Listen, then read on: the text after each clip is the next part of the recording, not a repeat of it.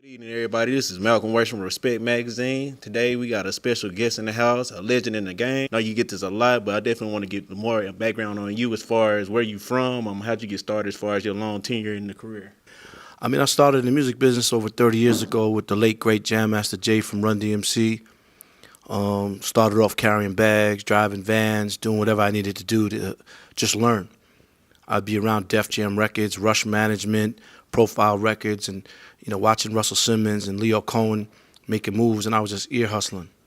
But I was like, how do you turn this into business? How do you make money? But I was still young. So, started with, Run DMC and Jam Master Jay, and then I was able to get a job at Sony. And when I got the job at Sony, I started working with people like Fat Joe. And at that time, Pun was his artist. So I would drive around the country with Big Pun and Fat Joe and a bunch of people from Terror Squad around the country doing radio, doing retail, so on and so forth, because Joe didn't fly back then. I worked with Eazy-E, rest in peace. He introduced me to Bone Thugs and Harmony. I've worked with Bone Thugs and Harmony for 20 years. Did a lot of stuff with them, including the Bone and Biggies and the Breakdown Mariahs and the Chameleonaire Riding Dirties and so on and so forth. Solo albums. Worked with 3-6 Mafia, Project Pat, Gangsta Boo. And then we also had the Suave House. So I worked with Tony Draper, which was 8-Bone MJG, Mr. Mike, Tila, South Circle. Then I worked in the Midwest with the Dayton Family. I also worked with MOP and Beatnuts and Frankie Cullis in New York, Mac Mall and Drew Down and the Loonies in the Bay. So I was, just blessed to work with people from different regions of this country. And I got to learn a lot, see a lot. And then, I worked with Nipsey Hussle, we were the first ones to discover him, me and my partner, Big U. May he rest in peace. Ayaz, Man, Sean Kingston, Soulja Boy. List goes on. And currently working with Scott Storch and an artist named Sue Surf. Most definitely. I know Nipsey Hussle, one of my favorite rappers as well. I was inspired by him. As far as in the past of his on Tommy demise, like what are some good things that you can remember about him? And what's one thing that you can say about his work ethic that kept him away from as far as everybody else in the past? Well, I'm not the guy to try to, jump off a hype or death or something like that. And I promised myself that I wouldn't even answer a question about Nipsey Hussle's death right now. It's too early to me, and this is not, like a lot of people posting stuff on Instagram and saying this is my favorite rapper and I salute him, because I feel like you didn't fucking support him as much as you are now when he was alive. You know what I mean? This man's streaming going up, his album selling, his merchandise selling. Like, why wasn't it selling when he was alive? And that's the problem in life, that everybody wants to salute people when they die. Like, fuck, when I die, I only want my real friends post a picture of me. I don't want to be with this industry social media hype. You understand? Because this shit means a lot to me, because Nip was my man, because when we first worked with him, no one believed in him. They said, Steve, you wasting your time. He looks like Snoop Dogg. He's rolling 60 Crip. Oh, Big U, shit like that. And these are your favorite A&Rs and your favorite labels that passed on him that are all saluting him now. And, of course, there's growth, and he built a big fan base. And, to see in his funeral and all the people that came out was crazy. But that's what you want. You want to build a brand, and you want people to love you. But, again, what we should do is the message I want to say, and this is that when someone's alive, let them get their roses when they're alive. Tell them you love them when they're alive, appreciate them when alive, look out for them when they're alive, not when they pass. And it's a prime example that people need to really wake up and see what happened with Nipsey. So when you ask me about that, and with all due respect to everybody I worked with, Nipsey Hussle was the smartest artist. All he wanted to do is seek knowledge, read books, go to Barnes and Nobles, learn from everybody, leverage everybody, and gain education. He was really the smartest artist I ever worked with, because, he was always him. And one thing I could say about Nip, we always laugh about, is like all he changed was the size of his clothes. He used to wear the big T-shirts, and then he went to medium, you know what I'm saying, as the fashion went. But he's never really changed who he is. He's not a fake gangbanger like a lot of people are. He was a real neighborhood rolling 60 Crip, and that's from day one. And I just felt like, when I first heard his music, it was a song called I Don't Give a Fuck, and Bullets Ain't Got No Name, and I felt like it was the West Coast 50. But when I met him and heard the music, that's what matters. He's a genuine person. So, again, Rest in peace to Nipsey. But again, like the moral of this is when people are alive, man, look out for them, salute them, give them their roses when they're alive, not when they're dead. You know, I lost Jam Master Jay, who put me in the game. He got killed from his neighborhood, in his own business, in his neighborhood. This was Nipsey. So Nipsey did everything right. You know, there's rappers out here doing everything wrong and faking the funk. But Nipsey did everything right, from gangbanging to music to business and so on and so forth. So me and my people don't get caught up in like, oh, Nipsey passed. Like, I threw up some footage of old stuff that people never even knew about, like from the Fantasy Factory. So at the end of the day, this was our friend.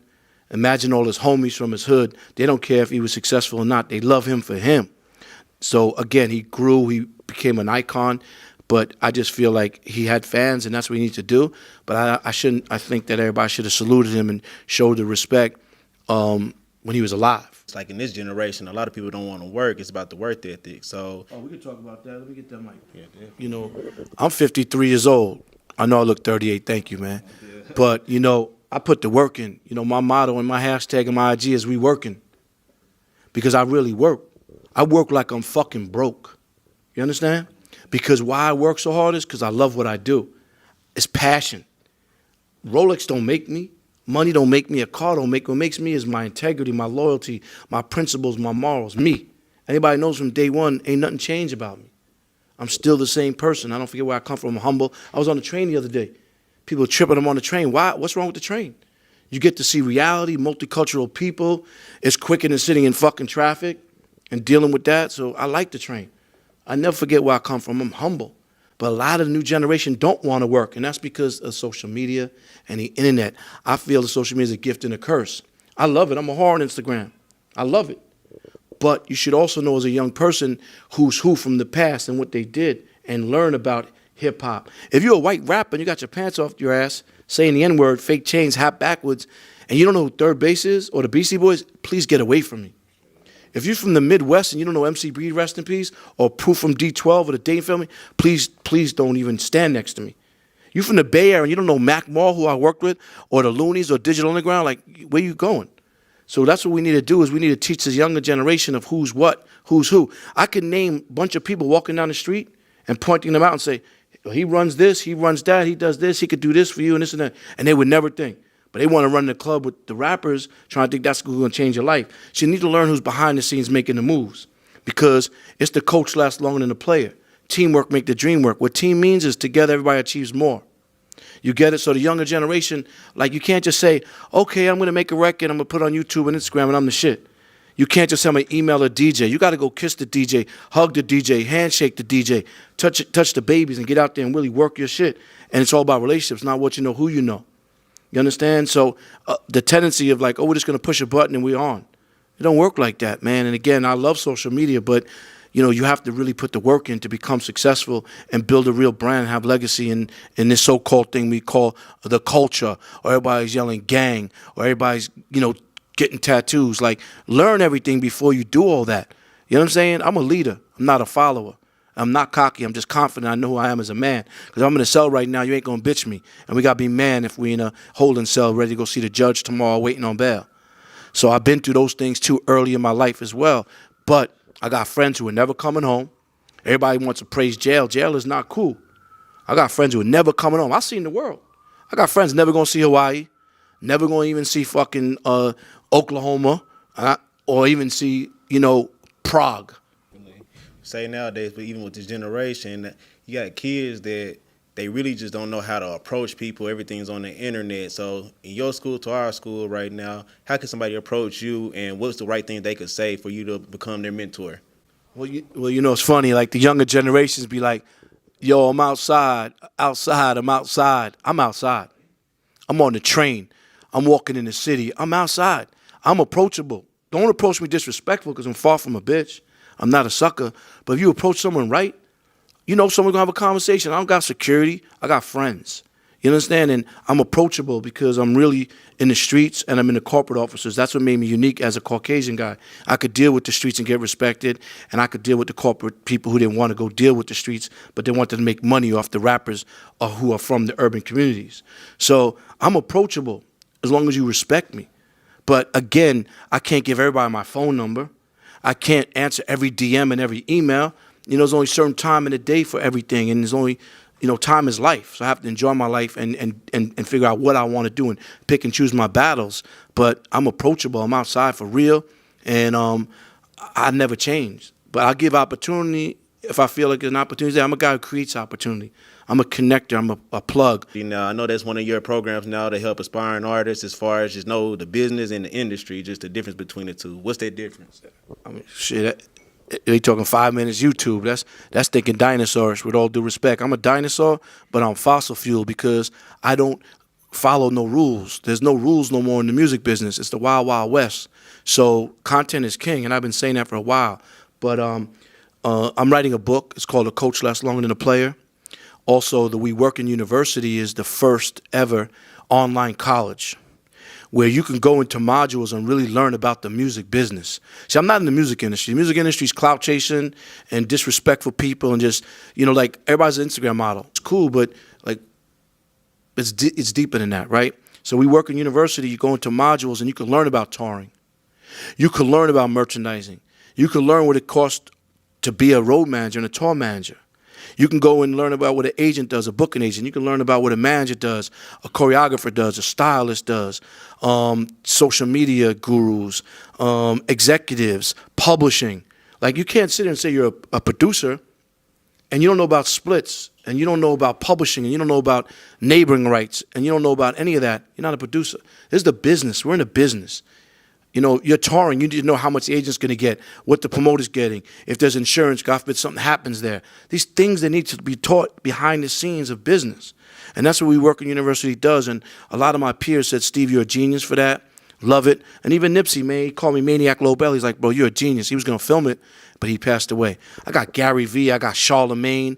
I got Dallas Martin, who signed Rick Ross and Meek Mills and Nipsey and so on and so forth. I got some key people in these modules that people can learn from. And I'm changing the game with that. As far as what would you say could be the rise and fall of an artist if he doesn't really just plan ahead and look towards his future? Well, everybody should have a goal and an end game and a structure of what you want to do and build a legacy. First thing is artists, what they do is they become followers, not leaders. Whatever's trending, they want to do. Instead of finding a producer and creating a sound like Swiss and DMX did, or Timbaland and Missy did, or Snoop and Dre, create a sound, find a young producer. Go, when everybody's going left, you go right. When everybody's going right, you go left. What happens is a lot of people want to follow the train and follow what other people are doing. So it's a crash and burn effect. Be yourself at all times. The people will love you for being yourself. If you don't like J. Cole, which you're an idiot, you go listen to Nipsey. You don't like Nipsey, you go listen to 6ix9ine. You don't like 6ix9ine, you go listen to Future. Because of the power of the internet and Spotify and digital services, you can like who you want. So be a leader, not a follower. Be yourself. Create a brand. You know what a brand is? When the consumers are mostly attached to you. When you create a logo and a look and an image that doesn't change every day with the flow, you're building something. And that's what Nipsey did. He built a brand. Brands are built like really a marathon, not a sprint. It takes legacy, it takes years to build a real brand that stays around. If you just want to come and go and be here for the moment, that's cool, but that's not a real brand. That's not a real way to build a legacy. And I see a lot of people out here just following what's going on at the moment and screaming culture and gang and all this other stuff. Like, be fucking leaders, not followers, Sure. Who are some people that you say that you would want to work with in the future as far as just any mentorship, just let them know that they're doing a good job, they can get better? Yeah, everybody should have a mentor. Russell Simmons and my father, A.S.T.A.T.E, is my mentor. Everybody needs a mentor to learn from. I believe in God, and whoever God puts in my life organically for me to work with, that's what will happen. If you forcefully try to push me to work with you, I'm going to get turned off and run away. Just keep in contact with me in the future and see whatever we can do, just keep it going. We're trying to keep it going in Nipsey name. So yeah, I want to finish this off. I'm in the cannabis game. Shout out to my man Burner with cookies. We have a few dispensaries in California. I'm writing my book, like I said, The Coach Lasts Longer Than a Player. You already stay tuned for the Sue Surf interview. That kid's on fire. I got this young producer named Avadon. Like I said, I'm working with Scott Storch. I got a podcast company. I got a bunch of podcasts coming out. We're doing Burners Roundtable, and we in talks with a lot of people doing their stuff. And God is great, man. We Work in University, like I said. I got We Work in Publishing. I got We Work in Sports. I got We Work in Music. I got Weed Working Agency. I got a lot of things, man, because I'm going to take advantage of all these opportunities and all the sacrifice I did of being away from my family and take advantage of everything in a good way and make shit happen. And thank you for your time. I appreciate it.